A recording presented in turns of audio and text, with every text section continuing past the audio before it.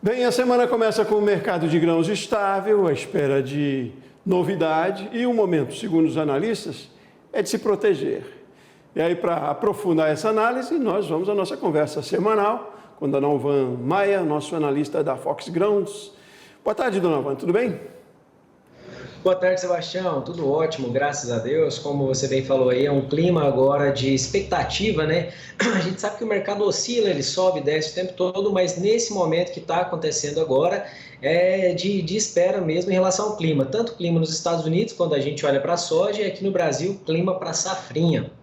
Nós sabemos que a safrinha foi plantada mais cedo, então tem muito milho já pendoado no mercado e isso passa um recado de que vai ter bastante milho. Por outro lado, a gente sabe que há uma tendência de redução de área que vai ser percebida lá na frente, e a gente não sabe quanto essa redução de área vai realmente causar impacto no preço. Então é um momento agora, Sebastião, de muita atenção e cautela. Por mais que a gente fique ávido por notícias novas, por inovações aí para saber o que vai acontecer, nós vimos aí que hoje é puxado pelo trigo, a gente viu soja subindo, mas a gente vê também dólar caindo. Então há um pouco de alta na soja nesse momento, mas no frigir dos ovos, quando a gente analisa a última semana aí, a gente está vendo uma certa estabilidade no preço da soja. E isso aí a gente percebe principalmente com o mercado físico, tá? A gente está vendo uma variação de R$ 3, R$ 4, variando ali entre 110 e 115 reais, ela tá se mantendo. Então tem dia, lá para quarta-feira passada, a gente viu que deu uma alta aí de R$ 2, R$ 3, ela já voltou hoje. Então está no momento de estabilidade. E o que nós percebemos nesse momento de estabilidade? É o momento melhor possível para que o produtor rural possa traçar estratégias. Porque nesse momento a variabilidade das questões no campo são muito grandes.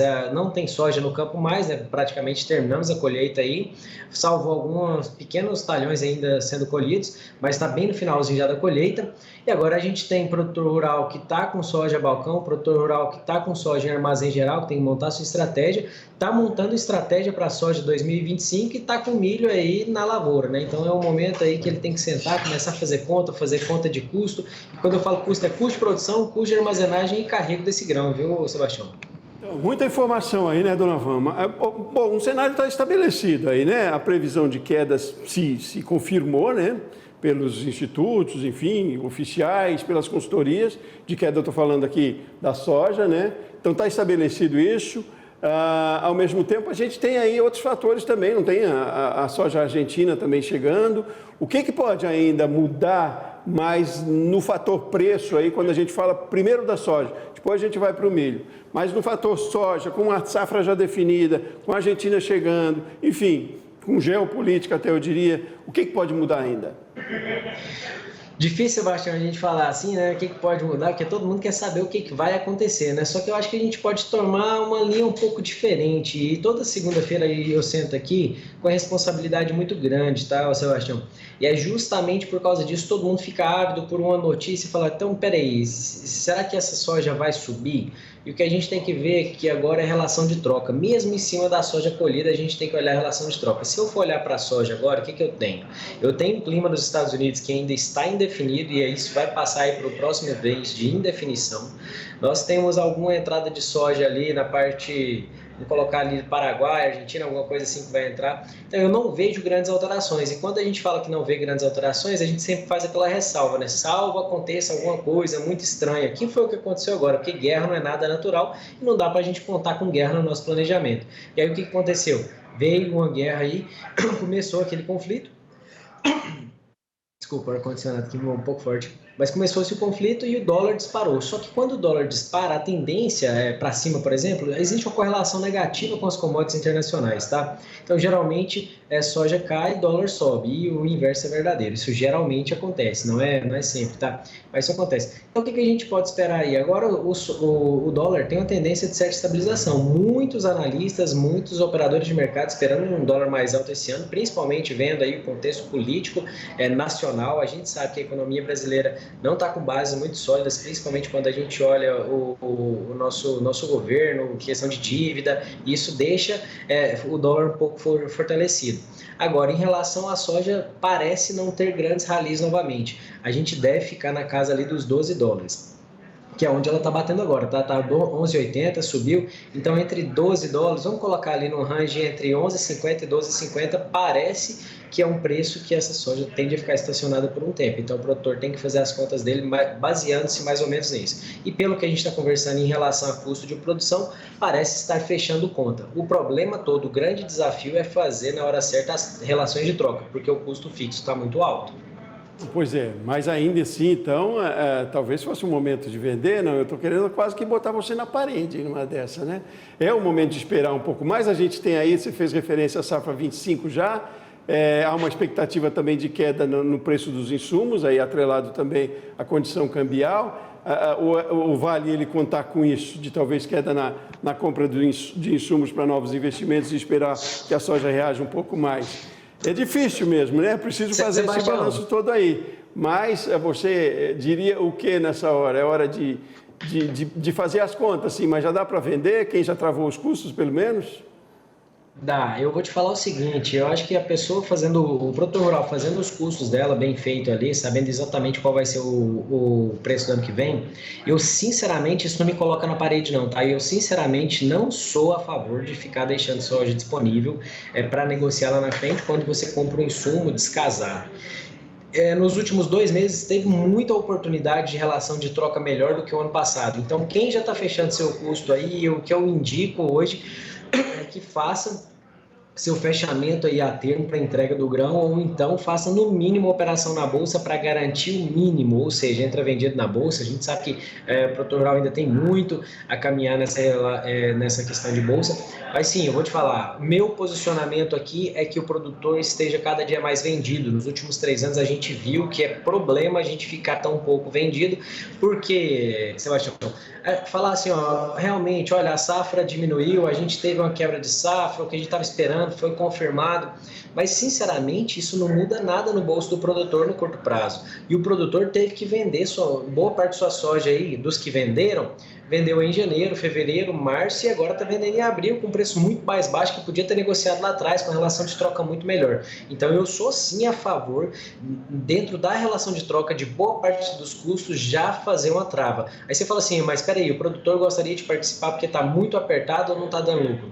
Faz uma trava, faz com participação na alta para poder pegar alguma possibilidade de alta, mas não deixe de travar o preço mínimo. Isso aí eu sou pragmático em relação a isso, porque a gente já viu esse ano as coisas ficarem um pouco difíceis, porque dessa forma o produtor está fazendo como um trade. Quando eu falo trade, não entenda as trades, mas o que é ser trade? É você comprar um insumo por um preço e esperar no tempo para vender ele mais caro. Só que o que pode acontecer, e já aconteceu outras vezes, pode ser que esse preço caia. Nós somos exclusivamente no agro aqui tomadores de preço, tá, Sebastião?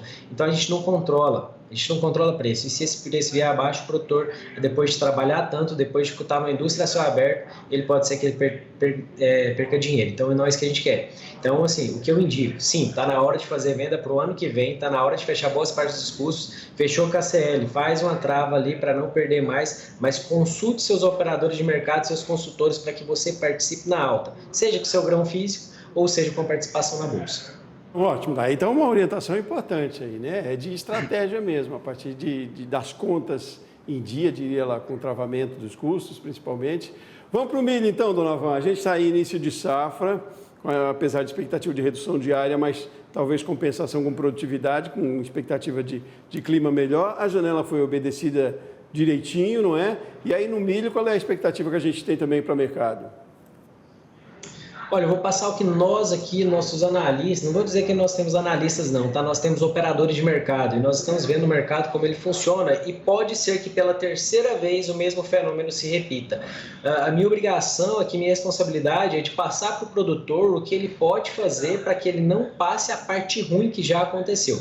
Porque, por exemplo, o que nós acreditamos aqui é o seguinte...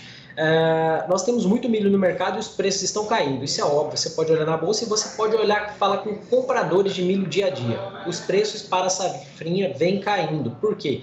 Nós teremos uma colheita mais cedo, nós teremos boas produtividades no milho e enquanto tem safra nova, não é usual que o preço suba durante a colheita, pode acontecer? Pode, mas de novo, né? Aquelas coisas estranhas que acontecem. O normal, quando se entra safra nova, o preço costuma não subir ou principalmente cair. E é o que está acontecendo, é a via de regra. Agora, o ideal é que o produtor consiga se proteger dessa queda. Eu acredito mesmo que vai ter um déficit de milho lá na frente, porque a gente diminuiu muito a área plantada do ano passado para cá, então pode ser que isso tenha uma reversão de tendência e o milho suba. Agora o problema está no quando esse milho vai subir, se ele realmente for subir, entendeu?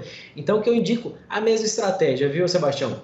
Produtor, se proteja, o preço está ruim, não está contente, olha, não queria vender desse preço, mas trave o preço mínimo, porque ele pode piorar. E o pior é o seguinte, pode ser que esse preço piore e você tenha que vender lá na frente num momento horrível de preço, e depois esse preço volte a subir e você diz assim, perdi a oportunidade. Então faça a sua estratégia de comercialização de uma forma que você fique exposto na alta. A palavra exposto não é uma palavra boa, mas é que você possa participar da alta, mas que você garanta um preço mínimo. No milho é ainda mais fácil de fazer isso do que na soja, porque o mercado em milho, o mercado interno do milho ele é muito mais forte do que o mercado interno da soja. Nós temos a B3 com maior liquidez para fazer operações de bolsa. Nós temos a Fox Grãos, por exemplo, nós fazemos isso diariamente, viu, Sebastião? Justamente porque isso dá liquidez e segurança para o produtor. Então, assim, várias empresas fazem isso. O que eu passo para os produtores aqui hoje é que travem um preço mínimo e que participem da alta. Não deixem a oportunidade de participar da alta. Maravilha, muito bom ouvir você, Donovan. Alguma outra orientação para a gente concluir a nossa conversa? É isso? Para concluir, hoje estou um pouco animado, viu, Sebastião? Para concluir é o seguinte, o produtor rural pensa em produzir todos os dias. Ele pensa em compra de insumo todos os dias. Ele recebe visita dos engenheiros agrônomos toda semana na fazenda dele. Não deixe para pensar na venda uma vez só, um dia só no ano ou só um período. Pense em venda toda semana. Pense em venda no mínimo uma vez por mês que você sente e faça novas estratégias de comercialização. Isso vai deixar muito mais dinheiro no seu bolso e vai garantir sossego, sono e rentabilidade para você. Ótimo, meu cara. Mais um abraço. Ótimo. Excelente semana a todos e que Deus abençoe o agro. Para você também. Muito obrigado por hoje. Semana que vem a gente volta a conversar. Um forte abraço. Um abraço. Tchau, tchau.